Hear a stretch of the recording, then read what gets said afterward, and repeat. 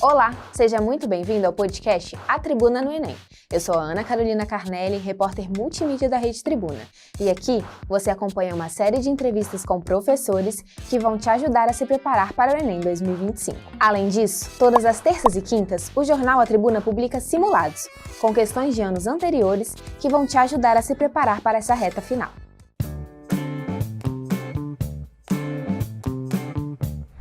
Este conceito de física vai cair no Enem e você precisa estar com ele como uma carta na manga. Quer saber qual é? Então vem comigo que hoje eu vou conversar com o professor de física do Madam, Thiago Vieira, para os alunos Cavaco. Isso aí. Bem-vindo, professor. Existe algum conceito de física que normalmente cai no Enem que os alunos têm que saber nessa reta final?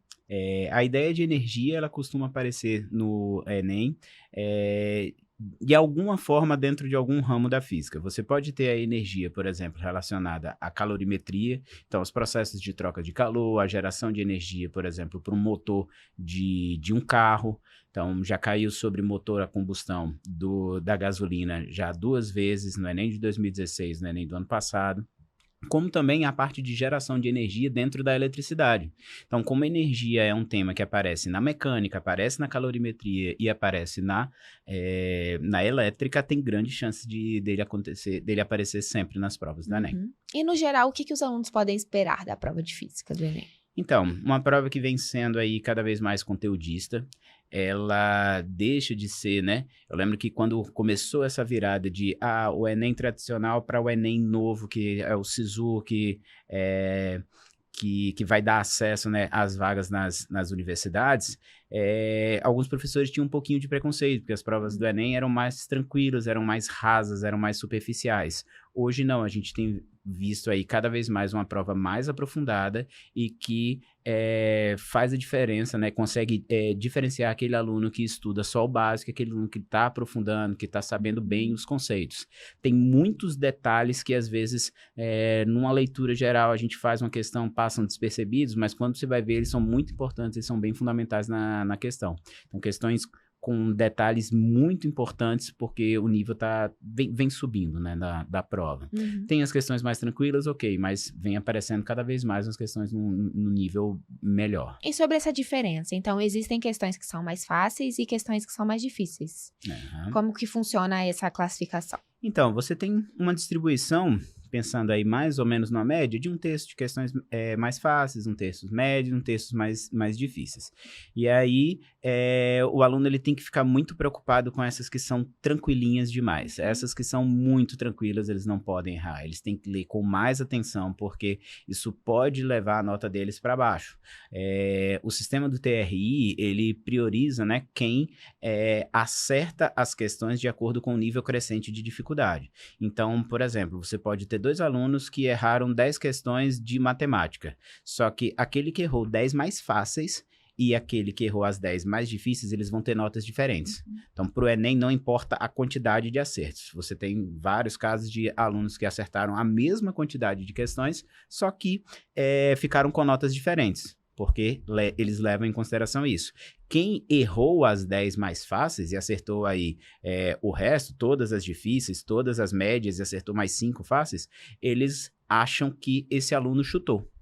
E aí, eles não dão tanto ponto quanto ele merecia receber, caso ele tivesse realmente acertado aquelas difíceis e as fáceis também. E sobre essa dificuldade, você falou que o aluno realmente ele tem que dominar um certo ponto da física. Para quem tem mais dificuldade, o que pode ser feito nessa reta final para que a pessoa vá mais preparada?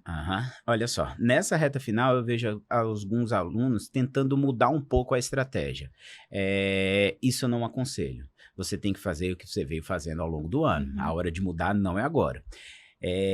Como dica de ouro aí para essa reta final, o que eu aconselho é fazer o caminho contrário. Geralmente os alunos estudam a teoria e vão fazer as questões como forma de revisão. Não dá mais tempo de aprender muita coisa. Então a ideia seria você ir das questões para a teoria. É um esquema muito parecido com o que o pessoal de concurso público costuma fazer. Então, como a matéria é muito grande, você vai na prova, olha a questão. Se você não acertar, acertar. Se você não lembrar, você relê aquele conceito. Se for um conceito que você não tem noção nenhuma, não tenta aprender agora. Deixa para apenas ou lapidar aquilo que você já sabe, ou relembrar aquilo que você sabia, mas esqueceu por algum motivo. Deu um branco ali na hora de você fazer a questão. Aprender coisa nova agora é um pouco perigoso. Por quê? Porque você tenta abraçar o mundo num espaço de tempo muito curto. E aí isso pode mexer com o seu psicológico, você ficar nervoso na hora da prova, porque você não deu conta e pode prejudicar seu desempenho. E sobre a conversa que a física tem com outras matérias dentro do caderno de provas, como que funciona? Então, ela consegue conversar tanto dentro das ciências da natureza, né, como também junto com a matemática. Já caíram fórmulas na matemática que são fórmulas de física e nunca caíram, inclusive, na prova de física. Assim como também já caíram questões que é difícil de você classificar de qual matéria é. Por exemplo, você tem temas como ótica da visão, que eles aparecem tanto na biologia como na física. Na química, você pode falar, por exemplo, de gases, que é um assunto comum para as duas matérias. Eu lembro que na época de estudante, eu odiava esse assunto porque eu fazia terceiro ano e fazia cursinho e eu vi 4 vezes no mesmo ano. Eu vi no terceiro ano na física e na química, no cursinho na física e na química também. Mas, enfim, então é muito comum em gases ter esse diálogo aí da física, da química, na biologia, tanto nessa parte, como, por exemplo, você pode misturar e pensar no corpo humano como sendo uma máquina. E aí você tem várias alavancas, a forma como a gente se movimenta tem tudo a ver com física. Eu brinco com meus alunos, eles falam que eu vejo física em tudo, mas é porque tem. A gente vai na academia, uma mudança de postura, um jeito certo de fazer exercício, tudo está relacionado com a física. Então, há esse diálogo, inclusive na prova do Enem, porque ele costuma trazer coisas do cotidiano, né? Coisas do nosso dia a dia. Então, é muito comum, sim, ter essa conversa entre as matérias. É comum também que os alunos eles queiram gravar o máximo de coisa para chegar na prova preparado, né? A gente conversou um pouco sobre os macetes, que hoje em dia não são muito usados. Como que você lida com isso na sala de aula? Então, eu apresento alguns, tem uns que são mais comuns, que facilitam realmente o aprendizado deles, a decorar alguma fórmula ou outra, uma frasezinha e tudo mais. Só que eu também brinco com eles e falo assim, qual que é o seu número de telefone? Qual que é o seu CPF? Eles vão lá e falam na ponta da língua. Teve musiquinha pra você decorar isso? Não teve. Então, como é que você decorou? De tanto que você usou. Por exemplo, alunos no primeiro ano, eles têm dificuldade de saber o CPF, mas quando ele chega no terceiro ano, ele já fez tanta inscrição em vestibular que ele acaba decorando. Então, com a física, com a química, com a matemática, assim, dentro das exatas, de uma maneira geral, você decora aquilo que você vê com frequência. Então, em vez de ficar decorando uma musiquinha que vai te fazer aprender apenas a fórmula, o ideal seria se você fizesse bastante exercício. Porque além de aplicar a fórmula, além de decorar a fórmula, você também aprenderia raciocínios diferentes para resolver aqueles exercícios. E isso é muito importante também. Às vezes, não adianta só aplicar a fórmula. O Enem, principalmente o Enem, ele tem questões que tem muitos distratores. O que são esses distratores? São, às vezes, informações a mais que os alunos não vão usar. São informações que vão poder ser descartadas. Com isso, aquele aluno que decora a fórmula, ele fica perdido. Porque ele lê aquele texto, ele quer achar uma fórmula que envolva todas aquelas informações. Então, enquanto ele não acha, enquanto ele não puxa na memória dele algo que use tudo aquilo, ele acha que está errado. Quando, às vezes, é só uma fórmula simples que já vai chegar no resultado. Então, a dica para os alunos nessa reta final é realmente fazer exercício, já se ater ao que está sabendo, não inventar moda. Não inventar moda, nada de mudança. Eu já vi alunos chegar assim... Cavaco, você acha que eu deveria começar por matemática? Ou começar por física, começar por natureza? Cara, não muda o que você fez até agora. A hora de fazer teste já passou. Agora você tem que tentar manter o foco para não se complicar na hora da prova. Eles têm muito isso com a redação. Faça a redação primeiro, faça a redação depois, faço 30 questões, depois faço isso. Não muda a estratégia. Uma coisa que dá para você mudar, que eu acho que é uma régua que é pessoal, uma coisa que eu costumo fazer, e isso também deveria ter sido testado ao longo do ano, não dá para testar isso agora, é o seguinte: eu, quando vou fazer as questões, eu identifico aquelas que são realmente fáceis, essas eu falo para os alunos, vocês têm que fazer, essas fáceis, vocês têm que garantir esses pontinhos. E aí tem mais dois outros tipos de questão. Um tipo é aquele que ele lê, ele sabe que a questão é trabalhosa, mas ele sabe sobre o que se trata. Esse tipo de questão, se ele vê que vai dar muito trabalho, ele pode marcar lá com um coraçãozinho, marca com alguma coisa que ele vai voltar. Ele pula aquela questão, ele sabe que vai ser trabalhosa, mas ele precisa garantir os pontos nas mais fáceis. Então, pegou uma questão trabalhosa no meio do caminho, vai lá, marca ela para voltar. Pegou uma questão que você leu e não sabe, não tem a mínima ideia do que ela se trata, essa você pula e você só faz depois de você ter passado pelas que você tem certeza, né, as fáceis, e as que você tem certeza, mas que são trabalhosas. Eu acho que assim é uma estratégia interessante de prova, porque se você ficar muito agarrado, por exemplo, à ordem das questões, ela vem embaralhada. Então, pode acontecer da sua primeira questão da prova já ser uma questão difícil. E aí, se você ficar lutando naquela questão, achando que, não posso perder esse ponto, você perde ponto porque você pecou na estratégia de prova, você não soube fazer essa prova. A gente comenta entre os professores que todo mundo que passou em qualquer curso usando a nota do Enem, ninguém fechou.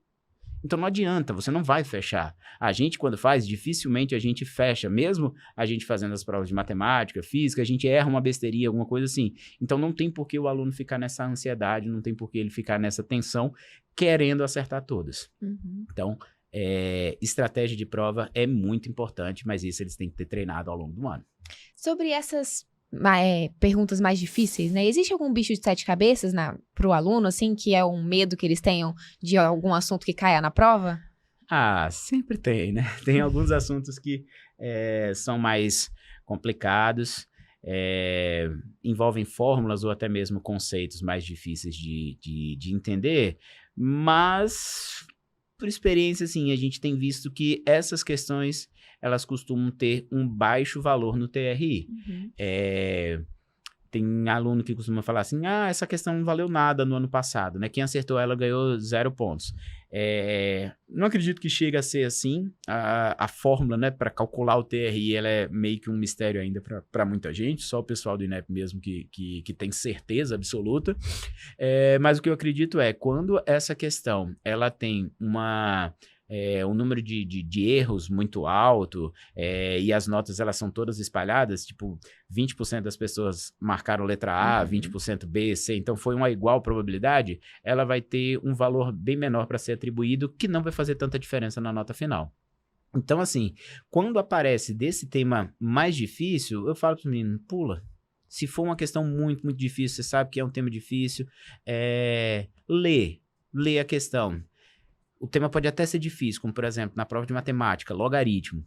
Quando aparece logaritmo é o terror e tudo, mas às vezes é uma questão fácil. Então, lê. Pelo menos dá a chance de você tentar entender a questão. Se você conseguir, beleza, vai lá e desenrola, tenta fazer. Se não, pula, porque ninguém fecha a prova. Ninguém vai lá acertando as 180 questões. Então, você tem o direito de errar uma, duas. Pode pular a prova toda. Então, essa é outra dica também, né? A pessoa ir mais tranquila, não tem necessidade de saber tudo. Com certeza.